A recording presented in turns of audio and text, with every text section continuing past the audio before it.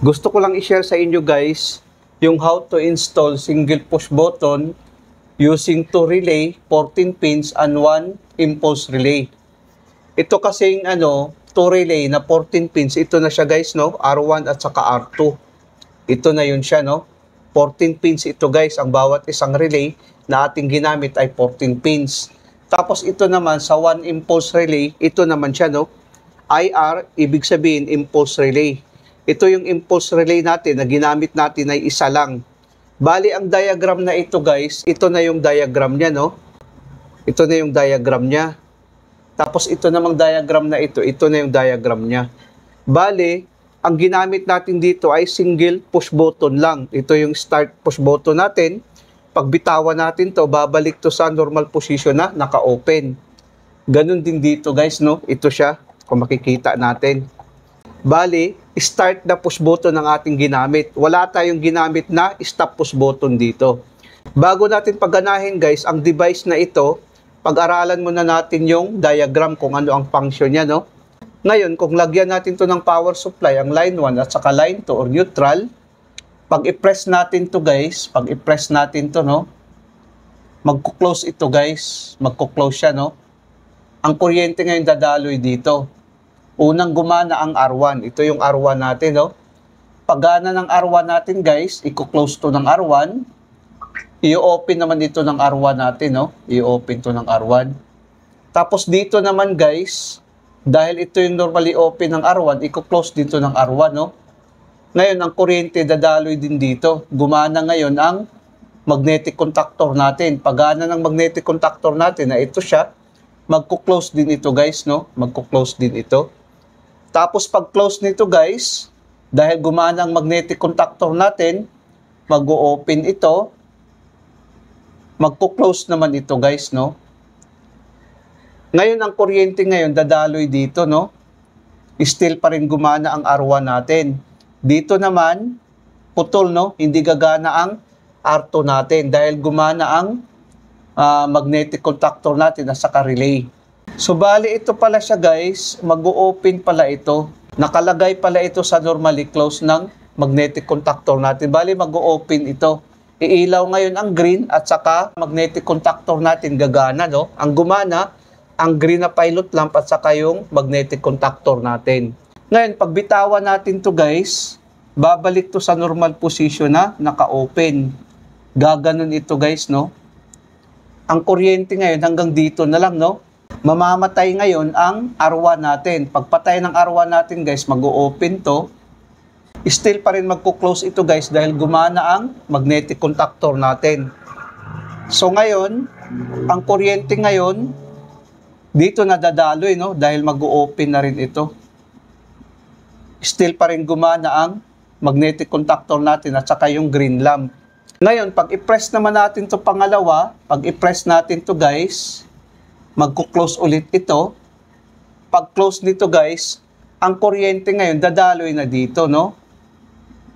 Tapos ito pala guys, dahil namatay pala ito, magko-close pala ito. Magko-close pala yan kasi namatay na yung R1 natin, no?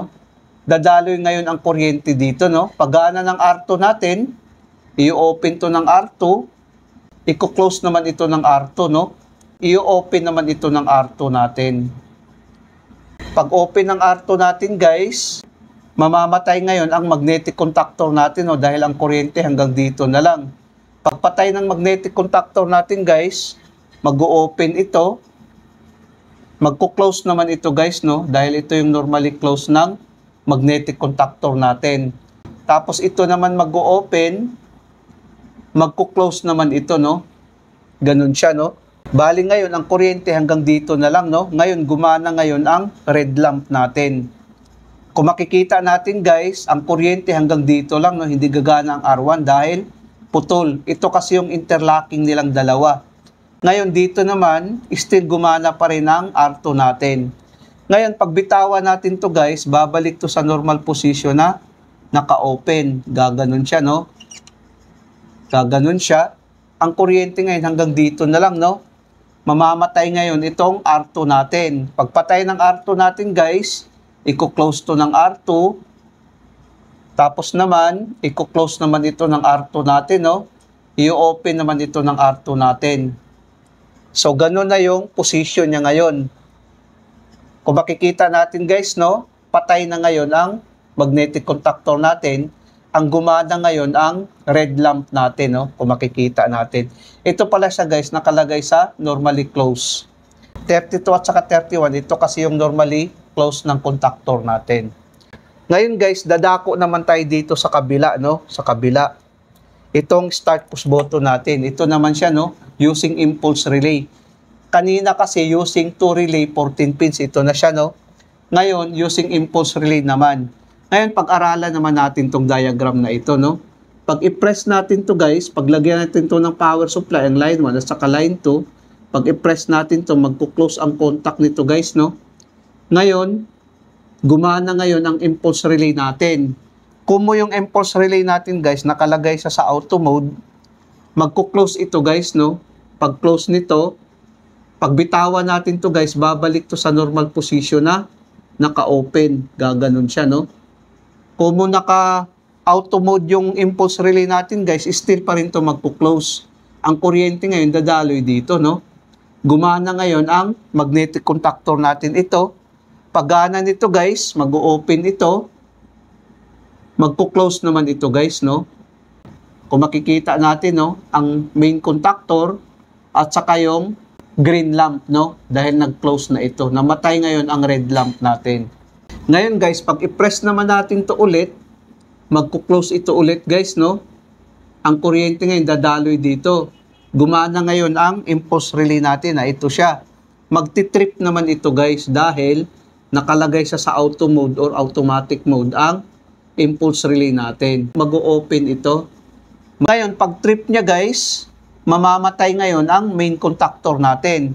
Pagpatay ng main contactor natin guys, magko-close ito, mag-o-open naman ito guys, no?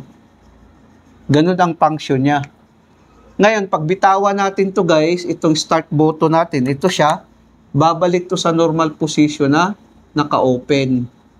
Naka-open siya, gaganon siya, no? So ngayon, patay na ang magnetic contactor natin na ito. Ganun lang ang function niya guys. Pag i-press natin to gagana, pag i-press naman natin, mamamatay. Ganun din dito guys. Pag i-press natin to gagana ang magnetic contactor natin, pag i-press naman natin ulit, mamamatay. Ang ginamit natin dito ay single push button lang. Ngayon, mamili kayo ngayon kung saan ang gusto nyong gamitin dito. Sa akin kasi, pinapakita ko lang sa inyo kung paano natin gamitin ang start button lang na wala tayong stop push button na ginamit. Bali, ang ginamit natin dito ay start push button lang dito, start push button din dito.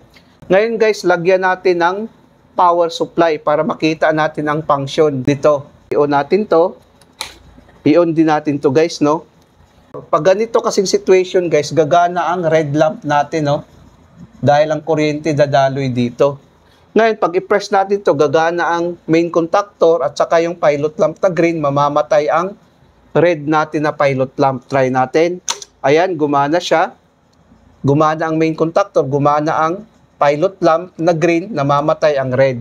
Pag i-press naman natin ulit, mamamatay ang contactor, mamamatay ang green lamp, iilaw naman ang red natin na pilot lamp dahil naka-close ito guys, no? Try natin. Ayan, ganun ang function niya guys, no? Pag i-press natin ulit, mamamatay. Start push button lang ating ginamit dito. Pag i-press natin ulit, gagana. Pag i-press naman natin, mamamatay. Ganun din dito guys, no? Pag i-press natin ito, gagana. Gagana ang magnetic contactor natin at saka pilot lamp na green. Pag i-press natin, mamamatay. Pag standby mode, gagana ang red pilot lamp natin, no? Ito yung red pilot lamp natin. Mag-close kasi yan. Ganun ang function niya, no? Pag i-press natin dito, gagana. Pag i-press naman natin dito, gagana din, no? Kung makikita natin, pag i-press, mamamatay. I-press din natin dito, mamamatay din. Kung makikita natin, no? Ayan, gumana siya, mamamatay. Gumana siya, mamamatay din. Ito guys, pinapakita ko lang ito sa inyo. Ito ay solution o remedy kung sakali ito lang yung device na meron kayo sa company. So, ayan guys, no? Single push button ang ating ginamit.